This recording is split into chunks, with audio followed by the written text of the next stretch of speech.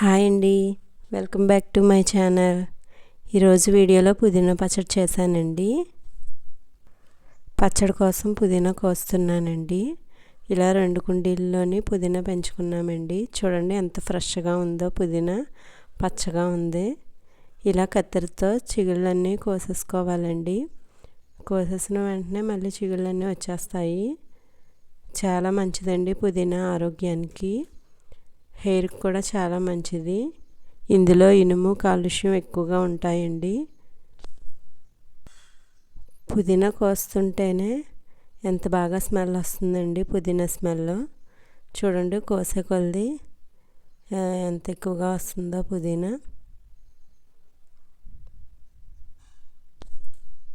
కంచం మొత్తం నిండిపోయిందండి పుదీనా, చాలా ఎక్కువగా వచ్చింది. ఈ కాళ్ళన్నీ తీసేసుకొని ఆకులు తీసుకోవాలండి.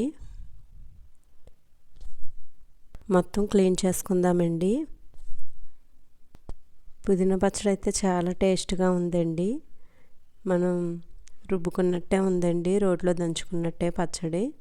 టేస్ట్గా ఉంది. వేడివేడి అన్నంలోకి అయితే చాలా బాగుంటుందండి. స్పైసీగా తయారు చేయ విధానం చూద్దామండి. మనం కోసుకున్నాం కదండి ఆ పుదీనా, ఇది 3 కట్టలు ఉంటాయండి, చిన్న కట్టలు అంత ఉంది పుదీనా. ఇప్పుడు ఇందులోకి కావాల్సినవి చూద్దాం. ఒక పెద్ద నిమ్మకాయ సైజు అంతా చింతపండు, 1 స్పూన్ జీలకర్ర, 2 స్పూన్లు ధనియాలు, 10 ఎండుమిర్చి తీసుకోవాలి. మీకు కారానికి తగ్గట్టుగా తీసుకోండి. ఇప్పుడు స్టవ్ ఆన్ చేసుకుందామండి. పాన్ పెట్టుకుని పాన్ హీట్ అయ్యాక 3 స్పూన్ల ఆయిల్ అయితే సరిపోతుంది.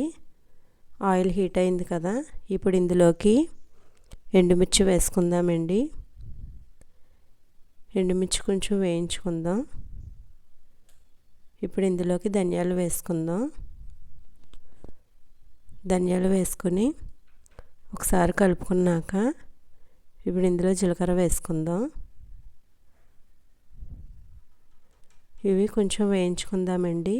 వేగినాయి కదా, ఇలా వేగితే సరిపోతుంది. ఇప్పుడు ఇవి ఒక ప్లేట్లోకి తీసుకుందాం. ఈ నూనె సరిపోతుందండి. ఇప్పుడు ఇందులోకి పుదీనా వేసి వేయించుకుందామండి. పుదీనాని ఇసుక లేకుండా ఎక్కువ వాటర్తో బాగా కడుక్కోవాలండి. ఇది మీడియం ఫ్లేమ్లో ఒక 5 నిమిషాలు మగ్గించుకుంటే సరిపోతుందండి. తొందరగానే మగ్గిపోతుంది పుదీనా. మధ్య మధ్యలో కలుపుతూ ఉండాలండి, లేకపోతే అడుగడుతుంది. ఇప్పుడు ఇందులో చింతపండు వేసుకుందాం. చింతపండు వేసుకొని మగ్గించుకోవడం వల్ల మనం గ్రైండ్ చేసుకున్నప్పుడు తొందరగా నలిగిపోతుందండి ఈ చింతపండు. ఇది మొత్తం మగ్గిపోయాక ఒక ప్లేట్లోకి తీసుకుందామండి. చూడండి మగ్గిపోయింది కదా, ఇలా మగ్గితే సరిపోతుంది. ఇప్పుడు ప్లేట్లోకి తీసుకొని ఇప్పుడు మిక్సీ గిన్నెలోకి ముందుగా వేయించుకున్న ఎండుమిర్చి, ధనియాలు, జీలకర్ర మొత్తం ఇందులో వేసుకుందామండి. ఇప్పుడు ఇందులోకి 4 వెల్లుల్లి రేకలని వేసుకుందాం. వేసుకొని ఇప్పుడు మెత్తగా పేస్ట్లా కాకుండా కొంచెం బరగ్గా గ్రైండ్ చేసుకోవాలి. గ్రైండ్ అయింది కదండి, ఇప్పుడు ఇందులో ముందుగా మగ్గించుకున్న పుదీనాను వేసుకుందాము. చిన్న బెల్లం ముక్క వేసుకుందామండి. బెల్లం ముక్క వేయడం వల్ల టేస్ట్ చాలా బాగుంటుంది, తీయగా ఏమీ ఉండదండి. ఇప్పుడు ఇందులోకి 2 స్పూన్ల సాల్ట్, కొంచెం వాటర్ వేసుకుని మెత్తగా పేస్ట్గా కాకుండా కొంచెం బరగ్గా గ్రైండ్ చేసుకుందాము.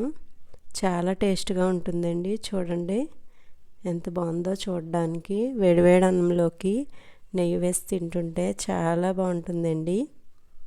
కొంచెం పచ్చడి కలుపుకుంటే చాలు, ఎక్కువ అన్నం కలుస్తుంది. ఇది టిఫిన్లోకి, రైస్లోకి చాలా బాగుంటుందండి, స్పైసీగా.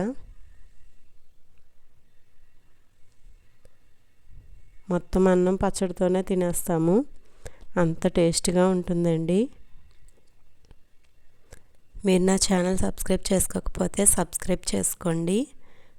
మీ ఫ్రెండ్స్ అండ్ రిలేటివ్స్కి ఈ వీడియో షేర్ చేయండి, లైక్ చేయండి. మీరు కూడా ట్రై చేయండి ఈ పచ్చడిని, చాలా టేస్టీగా ఉంటుంది. మీరు ట్రై చేసి ఎలా వచ్చిందో కామెంట్ చేయండి. చాలా చాలా బాగుంటుంది. తప్పకుండా ట్రై చేయండి. Thanks for watching.